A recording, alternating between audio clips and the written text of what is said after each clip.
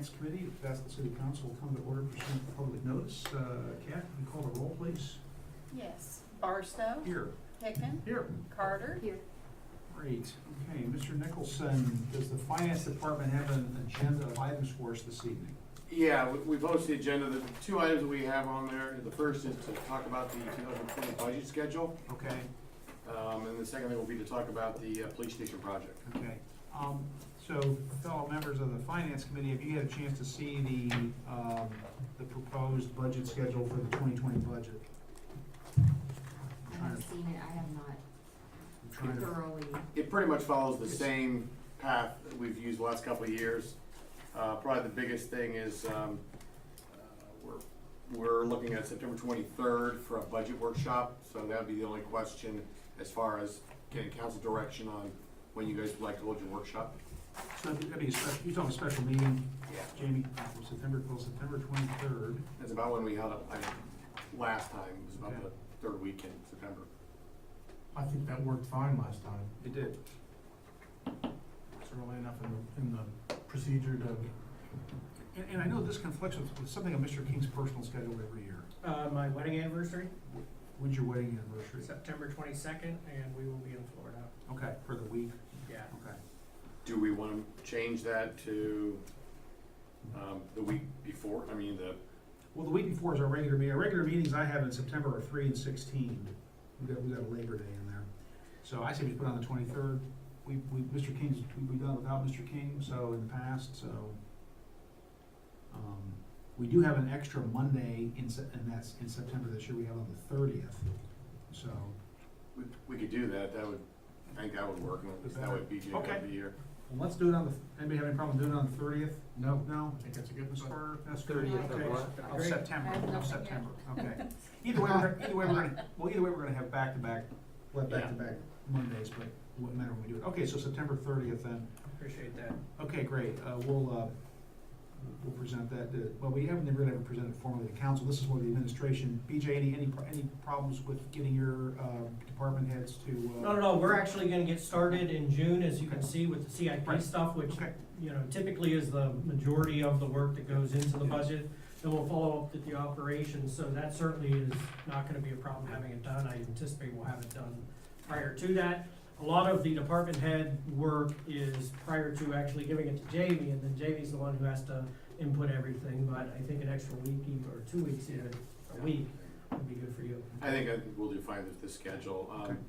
Chris is the only one who really is new to this process as a director. The others have, they've already maintained their database, so they're familiar with projects they've proposed. So I think it'll work just fine. okay. The date I had, you had October 16th, Jamie, for preliminary budget document. That's when you're gonna get it out to everybody, right? Yes, Through an email or something? Right. Okay, all right. that's when we present and go over the Right. usually there's the summary book. Got it. Yeah, okay, no problems. All right.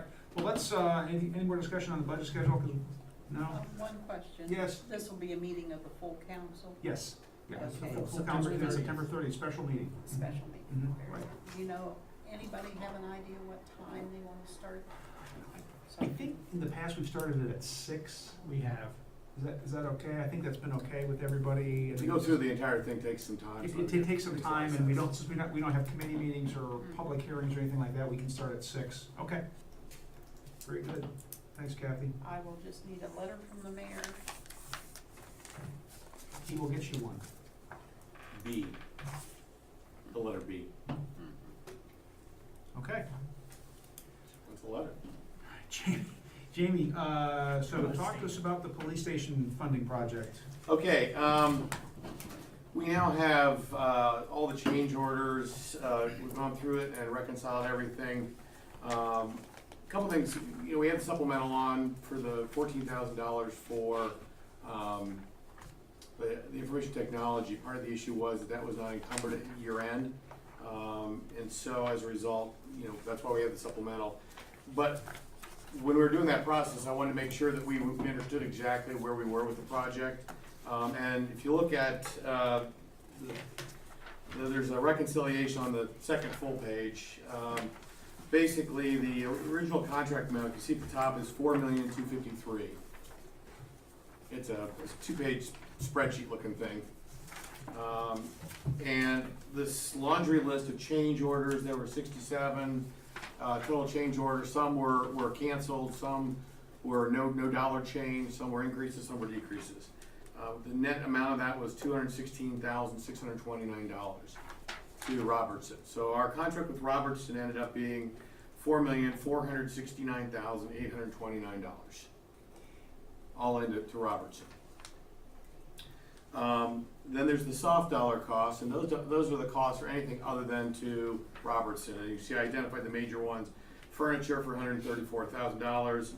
The IT, which includes the $14,000, was $44,410. The builder's risk policy and the materials testing engineering firm that tested all the various things going into there, that was about $15,800, and there was miscellaneous things here and there for about $9,900. All in, the soft dollar costs were $204,144. So if you put those two numbers together, we end up with a total project cost of $4,673,973. So all in, that's what the project ended up costing us. There were some additional costs that the police department ran through their operating budget, such as washer, dryers, refrigerators. Those were not part of the bond improvement funding. They ran those through their operating budget. And obviously the exercise equipment went through there as well, being offset by whatever donations we received. Council, in the resolution 2017-49, authorized an all-in budget of $4,574,910. And that was what for the base bid, the contingency soft cost, plus $115,000 for cruiser shelter. So bottom line, we ended up coming in about $99,000 and some change over budget. 22. Okay, yeah, and With the government 22,000. accounting, we will get $22,000 back through Horn and King for the HVAC debacle, for a lack of a better phrase. We're going after their subcontractor, HEPE, for reimbursement for $22,000. Okay. There were some missed transfer docs in the HVAC. I wouldn't necessarily define it as Well- a debacle, but Yeah, I saw that somewhere. What was that? The ductwork didn't get put in at the time it should have been, so they had to come back in and redo Okay, it. all right. we're being reimbursed $22,176 for that amount, which Okay. gets the overage to $76,000.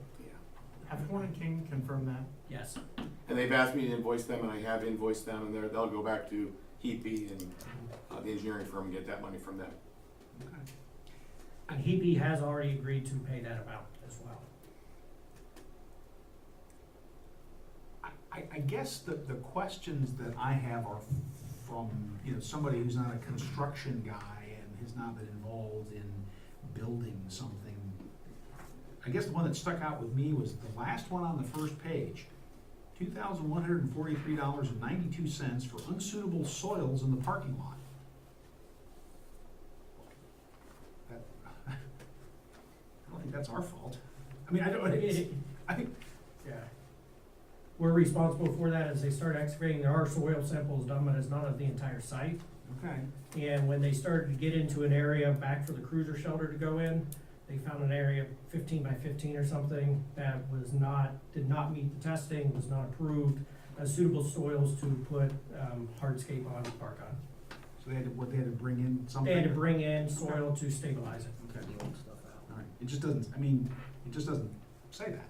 Right. All right. Another one, you have $11,000 for the road crossing here on Park.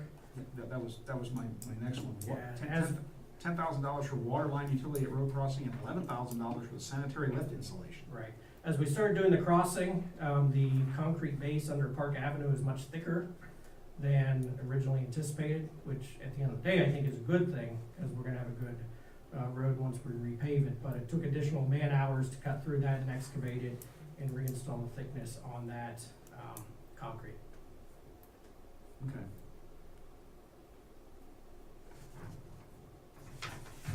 So how much do so we're over 97,000, I mean, right now, From a budgetary perspective, yes, we are over $99,000. 99,000, but we're gonna get 22,000 back. 22,000 That'll back. come back as a revenue.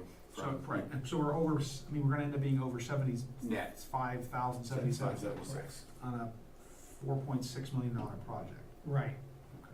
correct. I was not able to print this out, and so I brought my computer, but I don't know if I lost it or not. I'm not looking at the, do you happen to have another copy?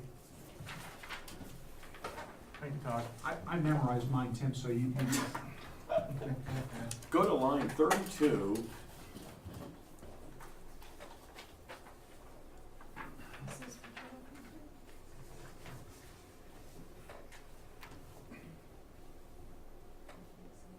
That's it, that's it. Thanks, Cal. thanks, Mel. So at first blush, when looking at this, I was, did that overage come as a surprise to you guys? To me, to some extent, yes. Because it comes as a bit of a surprise to me, and I kind of wanted to get your guys' take on that. It did, just by, and I think Jamie's mentioned this before, just the way the change orders would come into us, they were out of order, when you get stuff after the fact. I will say though that I believe strongly that the change orders that were executed were necessary to have a good project in the end. You know, I think if we wouldn't have done the concrete, we wouldn't have had a water line. You know, as we look at the sanitary, we have to be able to flush the toilets. You know, that's $23,000 of these, but, you know, as the way the change orders came in, and at the end of the day, I was surprised. It's 2%.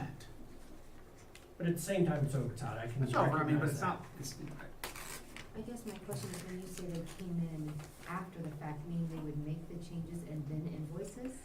The final, signed change orders would be to us for us to be able to log in after the work was done.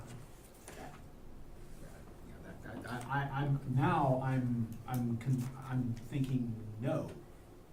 Okay, I mean, is there anything in our agreement that we just gave them carte blanche to just? I wouldn't say it's carte blanche, as far as from a tracking standpoint, to be able to say where the budget is, we weren't able to reconcile that because of the way they were coming in. Decisions need to be made on the spot to do this stuff, so we didn't slow down the project.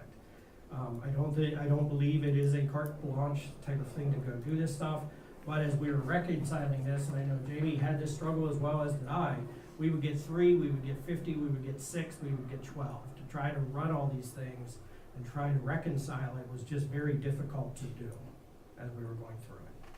It sounds to me like, so we were approving things and going with things when we really didn't know where our budget was at all with it. To keep the project going, yes.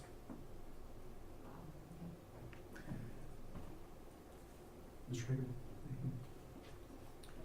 Well, that sounds like the height of scariness, and,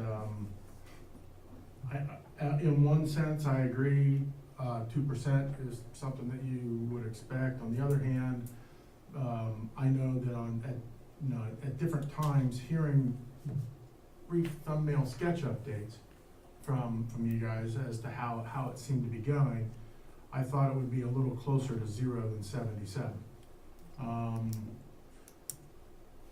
And I mean, I don't, what are our alternatives to do? What can we do? Is there something we can do? Is there a, no, we're not gonna pay this because, and do we have a foot to stand on with that? Is that, or is this a situation where essentially you guys are telling us here for the first time, this is what it is?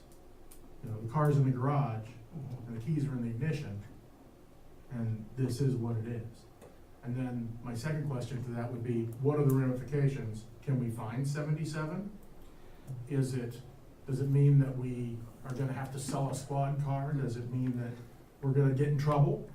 No, Because the there's supplemental that's on for tonight, in addition to the 14,000, has, the additional funding needed to pay Robertson.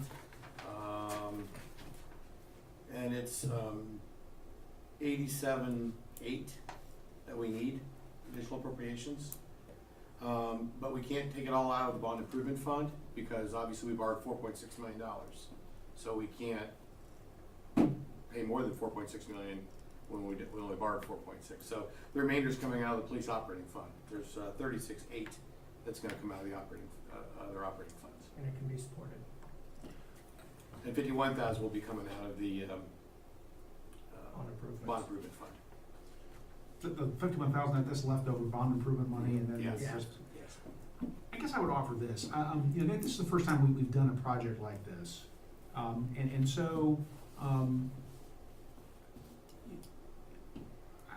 would have, well, I think it would have been better if somebody had picked up the phone and called me, called the mayor.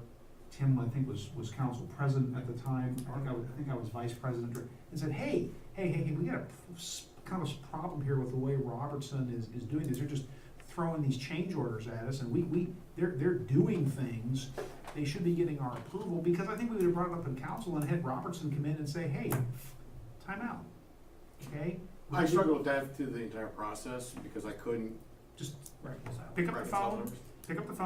call me, call Tim. I can't speak for the rest of council, but I think we would have probably put it out as an agenda item, and asked Robertson to come in, their project manager, and say, hey, what's going on here? You know, no more, it's gonna stop until you guys get this in an orderly fashion so we can keep track of our funds. We want the project to be finished, but there's no reason for you guys to not get this in an orderly fashion. To me, that's the project manager's job, is to make sure that change orders are discussed with BJ or the chief or somebody before they just start doing these. I understand they had to It wasn't dig up a street and it costs more money. I'm not saying that this stuff is unjustified. I haven't seen anything yet, but the way in which it was done, to me, there's a little bit of a sour taste in my mouth. I don't think I'm gonna say we're not gonna pay them. I think that they did the work, so. Yeah, and I don't know that I'm advocating for that. That was almost a rhetorical question, you know? Yeah. I mean, what are we gonna do? We're, you know, and then I'm still wrapping my brain around,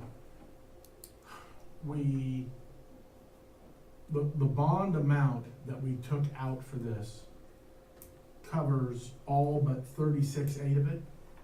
Correct. 36.8 is what is not covered by the bond improvements. There was also, I mean, because bond proceeds were in the bond improvement fund and a separate investment, during the period where we held the funds, there was investment income coming as well into the fund. So, And did that investment income, is that measured against the bottom line, or is it someplace in a separate sheet? it all gets rolled into the fund balance, and so that's why these numbers are, the way I set them on supplemental, was it'll leave like $5,000 left in the bond improvement fund at the end. Just to make sure I don't take the fund negative. Sure. Again, the change orders were a real challenge, because a lot of times I wouldn't even know the change orders were coming. You know, I'd find out after the fact, oh, here's another batch of 6 change orders. I wouldn't even be aware that there were more change orders coming. Biggest issue is how out of sequence they were and trying to track where we were with the budget. And a lot of times when I did get them, they were out there as pending items because they had to go out and get quotes or proposals for the work being done. So I wouldn't even know what the numbers were. I think my concern is, so the money coming out of the operating fund for the police, what is being sacrificed? Because, I mean, obviously, the police don't just have money laying around in their operating fund that they don't use. Well, it comes from the carryover balance, which will lower the carryover balance is what it's gonna do.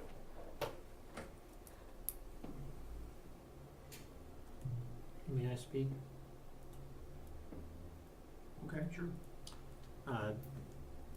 Just to be fair, and there were many times, we had weekly meetings. Some of these, as BJ said, had to be, if we dug something up or found something that needed to be fixed, it needed to be fixed. And a lot of times these were 6, 8, 7, small amounts that, while we felt we were saying, okay, go ahead and do, because it was the next thing to do, because the contractors were backing up, we also had many meetings where we saved, there were hundreds of times where we said, okay, listen, you know what, we don't need brick across the bottom, get rid of the brick. We don't need this, get rid of that. And a lot of times, I saw that was balancing out. We were saving I can't remember some of the ones offhand, but sometimes we were saving $10,000 or $11,000, but then, because we weren't gonna do something we didn't need. And like the landscaping or something like that, but, Clearly in the end, though, it did not. Right, and ultimately, weekly meetings, and I guess I'm, the only thing that really, I mean, besides the fact that we're that much over budget, is that this is the first time we've heard of it at the end of the project. It almost, I don't know, feels a little intentional. And I'm not saying that it was, but it does feel like it's like, oh, well, too bad, here it is, now you have to eat it. Where you have, for me, hearing that you had weekly meetings actually makes it worse. It kind of takes me off, actually. So, especially when we went to such great, lengths through the process to make sure that we were not going back to the taxpayers for any more money. You know, we've been tightening our belts here and there. And while I understand there were other sacrifices made, it's a good thing they were made, because I wouldn't call them sacrifices at this point. I would call it necessity. So it's, I guess I'm just a little shocked with the whole situation. When we look at the budget as a whole for the project, and we look at, Jenny, can you take me through, so in my own brain, I'm thinking originally we were going to borrow 467, or that's what the bond thing, roughly 4.6. $4.6 million. And then we get to this point, and there is some left in there. Can you explain that to me again? Did it truly end up over budget? Did we ask for more in the bond than we thought we needed? No, we borrowed, it was a note, and we borrowed exactly $4.6 million. So that's what went into the bond improvement fund. I think there was about $30,000 carryover balance from previous projects in the bond improvement fund. So, and literally, I mean, the supplemental is just that. I mean, the budget, the $4.6 million, initially we encumbered all of that for Robertson just as a placeholder. And then once we had the furniture for Continental, we reduced that back in 18, we reduced the PO for the $134,000 and issued a PO for the furniture. So the theory being it's all still staying at $4.6 million all in. And so at the end of the year, the full budget, $4.6 million, was encumbered. So to the extent that we needed additional funds for Eric Udicious for the IT and for the facility for Robertson, those are in the excess of the $4.6 million budget that we had in there last year.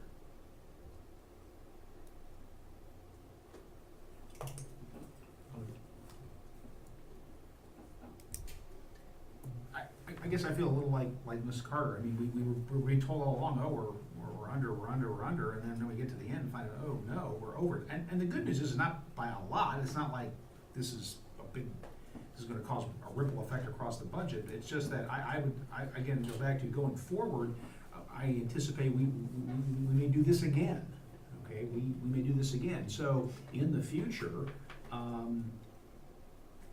when some contractor is seeing us as a cash cow, because that's how they see us, as a cash cow, an ATM machine, when it starts to get out of hand, somebody from the city has to say, wait a minute, stop. You know, or contact council and put it on the agenda, because we would call the person in and say, well, you know, you gotta get control of this, or man, we're gonna cut off your funding, okay? Get it together, brother. You know, I understand that they're building and things come up and they find out that the concrete is thicker and the sewer line doesn't go where they thought it was. I understand that, but they need to do it in an orderly fashion. That's just my concern. I think that echoes with Mrs. Carter. We're having weekly meetings. I don't know how much we were really paying attention. I don't know. I don't know what happened. But I'm not gonna not pay these people. I will say we did try to pay attention, repeatedly asking for the change orders and execute change orders. So again, the lesson learned is It going is. forward, say, hey, stop. We, at least from my perspective, I will always back up city officials who are trying to get a handle on spending the taxpayers' dollars. Okay, always, okay? If that just means we have to stop, get somebody in here, let them know this is how we feel about it, let's do this right, okay? And then, before, I would feel about that way about anything that goes on with the city, whether it's the police project, we have a beautiful building, fine, whether it was maybe something that Alan's doing in the service department, Chris was doing over in the utility department, if we had a contractor who was doing it like this, I'd have no problem with bringing them in here and saying, hey, I think that other council members, I don't know, would kind of feel the same way, we're not, I do. I guess, as I still try to parse out some of the places where this happened, I mean, I've been involved with this at the fire department level, and I've been involved with it on the personal level. And nothing happens, or rarely happens, that it's just this absolute smooth and there's never a mistake, and there's never a duct work that doesn't, that's life. Was the road, I do not recall the road being part of the initial bid. Yes, it was for the water line to the building. That's where we were getting our water service from, is over there. So it was part of the original bid. So when you say that, BJ, that means we were planning on digging it up and repaving it Correct. as part of the project. Right, then once we got into it with how thick the concrete base was, that's where the additional overage came, because nobody knew how thick that thing was. And I forget what to say, it was multiple feet that thing is thick. They tried to do it on a weekend and it ended up taking 3 or 4 days. Instead of just, they thought they'd interrupt service for one day on a Saturday. Took 3 or 4 days because of the concrete so thick. So basically, we're paying for extra concrete in the base. We're paying for extra concrete base and the man hours that they did not bid in order to get that thing in. Well, I could certainly, yeah. And that's one of the larger, items, $10,000, and then sanitary lift installation, was that part of that problem, or? That was not part of that problem, that was part of the problem with the pipes to the manhole over here, again, not being where they were anticipated as being, so that's $23,000 if I remember. Yes, it's 21 plus, it is. So listen, I'm not saying that we got hornswoggled, I'm just saying that, just that, to me, that's the lesson learned. 2 things that happened underground we couldn't see on. Right. I mean, Well, and I wouldn't necessarily put that on the contractor either, because they were unaware. Well, and again, I agree. my issue is not necessarily the things that we had to take care of, because they all are justified. It's the finding out at the end. Understood. I don't like, looking like I am not, in touch with what's going on, especially when you're talking about the amount of money that we're dealing with. And in the overall, like Todd said, it's only 2%, but that's still a lot of money. And so for me, it's more just, I would rather the project be a little bit behind so I can send a message to a contractor to get their shit together and give us stuff in an orderly fashion. So that's more of where I'm a little shocked about, so. I guess I do have one follow-up question. I remember, times when council discussed with the administration getting a running, where are we with this in the running thing? Were you guys experiencing that change order? Yes, we were. Is that what caused that, I don't know, delay is not the right word, but I know it was asked for several times, administration said, we're trying to get it to you. Is that what it was? Yes, it was. I had a running total to the extent that I had signed, executed change orders, and I could give you, I could have, I gave it to BJ, but we could have shared it with you. But if you look at the contractors, what they show the total being, I could never reconcile the two back together. I could never tie out what they were saying the project cost was. And all the pay apps, they say, here's the new contract amount, and I had a hard time because I couldn't reconcile my numbers to theirs. And like you see, literally it's a laundry list, boom, boom, boom, boom. And you see there's a couple that are yellow, and I'm still waiting on the final signature. For a while there, it was all yellow. It was all pending. It was all, I had ones that were signed, 3 parties, and then the numbers changed on me. So it was a real struggle to stay on top of what the number actually was. Then tell us, okay? Certainly will. Tell us. I'd rather deal with it in a meeting where it comes out. To me, bad news is bad news. It doesn't get any better with, this is bad news that has gotten worse because now, when Jamie finally sat down and ran through all the numbers, we're over. So just tell us. We'll deal with it. We'll help you out. I apologize, it was my understanding that leadership had conversation No, about where the project no, was. we just, so, in these projects, we're gonna have some projects coming up where the service department's gonna be involved. I see Mr. Haynes is in the room. I think you've heard some of this discussion. Mr. Haynes? If there's a problem, let Alan does BJ an know. outstanding job. I'm not saying he's not, just don't of be staying afraid. on Just top of dollars. I know, just let us know, say, hey, I'm getting jacked around by this contractor, and let us know at a meeting. This is public, we're a public body, no secrets, let us know. Well, as I said, I mean, you heard this comment, I would always back up a member of the administration who's trying to get a handle on the spending of public dollars, always. Try to figure out what's going on, okay? Okay, anybody else, we're a little bit over, but anybody else have anything? I Or- know, Mr. Hicken? I was gonna say my committee meeting, which is supposed to meet next, will not be meeting. So, I'm not, Actually, streets are next. oh, streets next, I'm so sorry. I had utilities at 5:30 and streets at 6, but Well, we can, I guess my only question is then, okay, the finance committee has heard about this. Tonight is the vote on the supplemental appropriation where all this stuff is gonna take place. I recommend amending ordinance 2019-4339 to make it specific only to the IT.